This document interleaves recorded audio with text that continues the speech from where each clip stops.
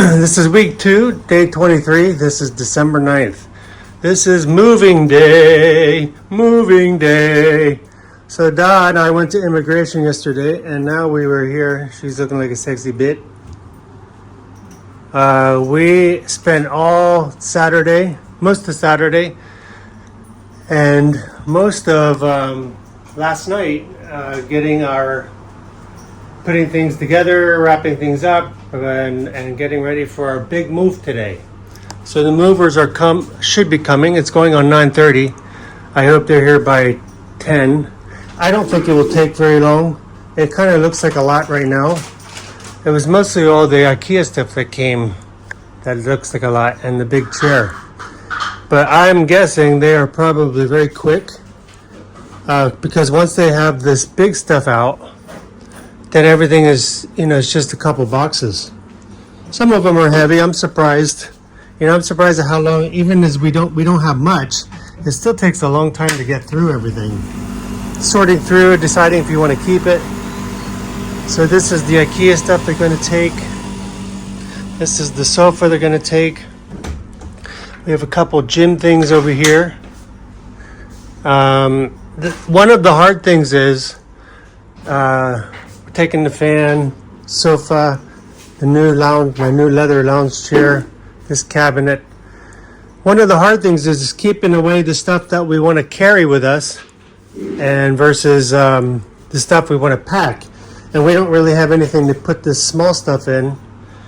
So I'm assuming they have everything they need to pack some of this stuff that's a little bit fragile. I mean, it's not a huge loss if we lose it. I mean, we've got the coffee grinder and the coffee maker, and they said they have everything they need. I got my new shoes yesterday.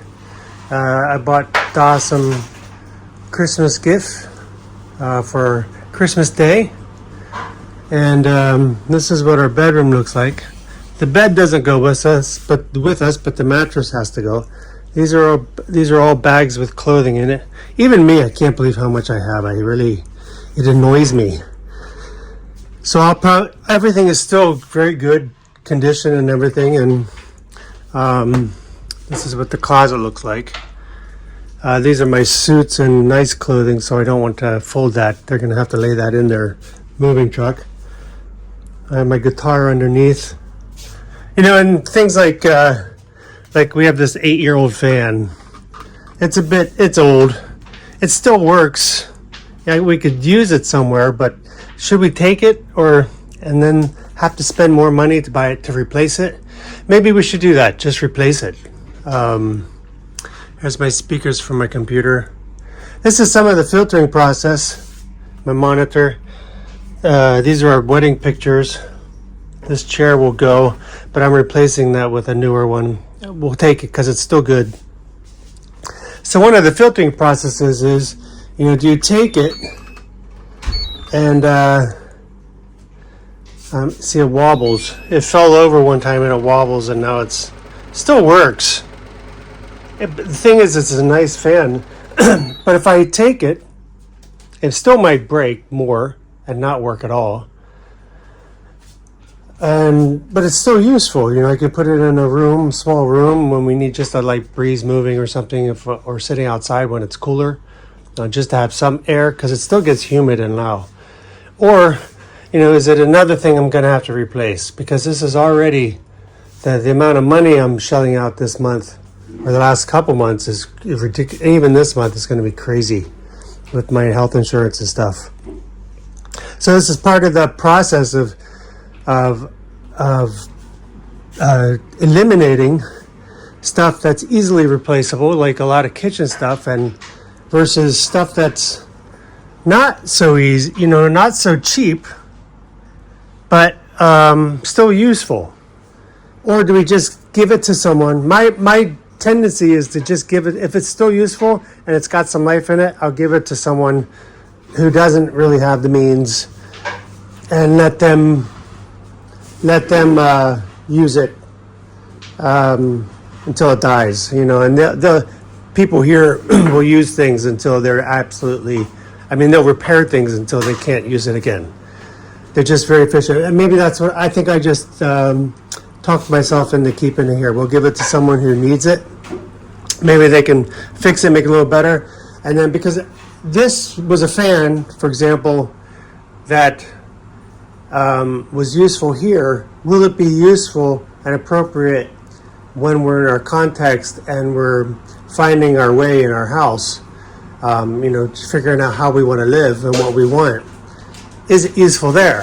That's what I'm envisioning it might be, but is it worth the hassle? So maybe we just don't take it and give it to someone to use, and then we wait to see until we actually need something and we know what we want before, and then just replace it with something better.